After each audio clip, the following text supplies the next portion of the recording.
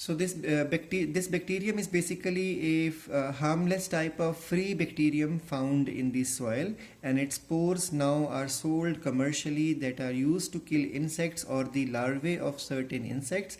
And this is how it can tolerate adverse condition and can remain viable, because these are spores. So we all have learned in chapter number 1, though deleted now, that spores can tolerate adverse condition and can remain viable for a long time. So that's why sachets, small packets of these spores are now commercially available even in our country, and we use them, we sprinkle them over the surface of the plant leaves, your crop plant, and when insects or larvae or caterpillars will come to feed on those plants, some of the leaf might be damaged, but along with those leaves, spores will enter inside the larva's body, and there inside the alkaline medium, these proteins will become active.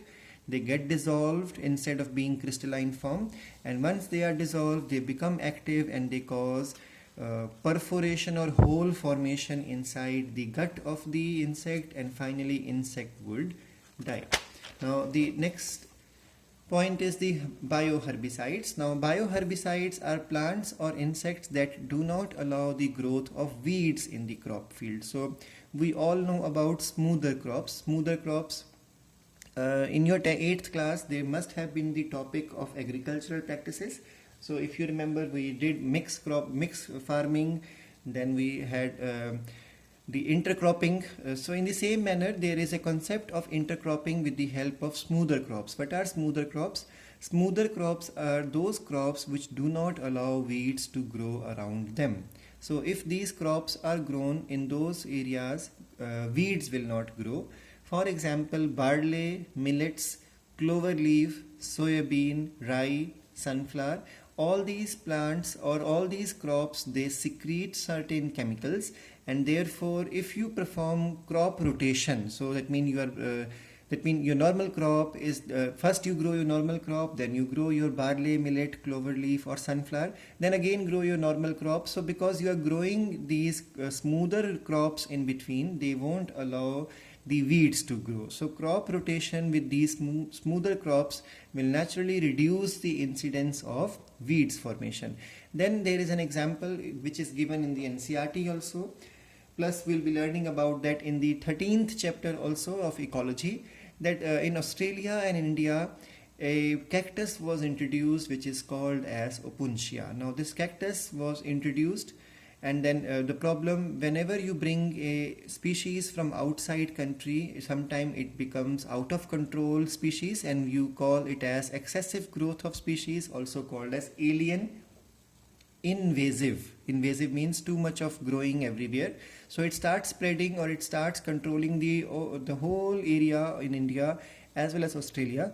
So then it became a problem for scientists. So finally the solution again came from the concept of biocontrol, because scientists, they went back to the country from where this opuntia was brought, and they brought control over this opuntia by introduction of its natural predator, and that predator is a Colchineal insect, also called as Cactoblastis cactorum. This topic will come again in 13th chapter. So there are organisms which are able to feed upon a particular organism and brings its population in control, and that's why they are called as natural predator of a particular pest for us. So if there is a particular weed, we can introduce a insect which feeds upon the weed, so you are controlling the number of weed in your cropland.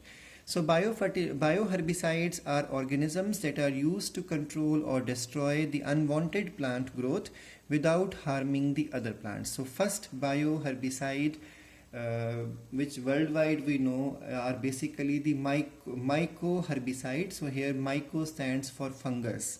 Herbicide, you all know the word. So the first bioherbicide or mycoherbicide was Phytophthora palmivora, because this was established as a bioherbicide because it kills all the milkweed vines which grow in citrus orchids. Whenever there are citrus orchards, that means there are gardens where citrus fruits or vitamin C rich fruits are grown like orange, etc.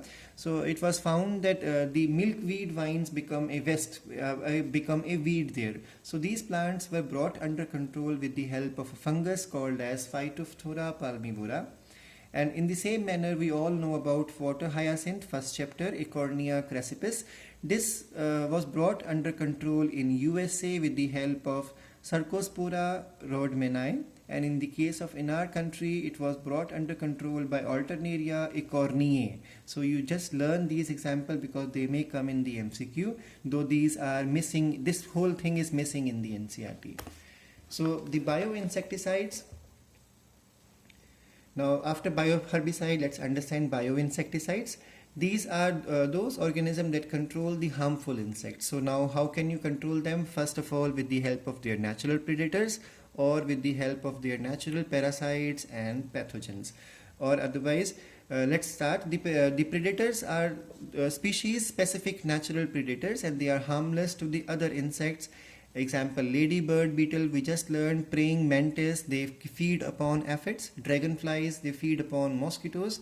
So remember these organisms feed on the plant sap and reduce the health of the crop. And similarly, we have parasites and pathogens. So Bacillus thuringiensis bacterium, we just learned about it in the few minutes back also, effectively control cotton bollworm and cone border. So these all are insects. So this bacteria kills these insects. Similarly, nucleopolyhedrovirus, NPV short form, is species specific, kills the insects.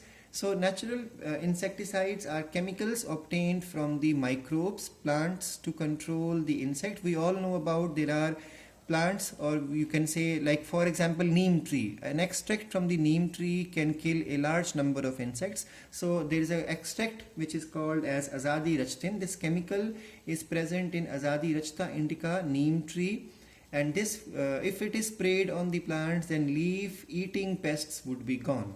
In the same manner, nicotine obtained from Nicotiana species is a natural insecticide. Pyrethrum obtained from Chrysanthemum cinerarifolium controls flies and mosquitoes. Thurioside, which obtained from Bacillus thuringiensis, control moth, flies, mosquitoes and beetles. And then we have a topic which is in the biotechnology again, regarding transgenic plants, that if we can pass on this poison producing genes into crops, then crops will become genetically modified crops like cotton and brinjal. So these are the various methods by which crop can be saved from the pests as well as the pathogens.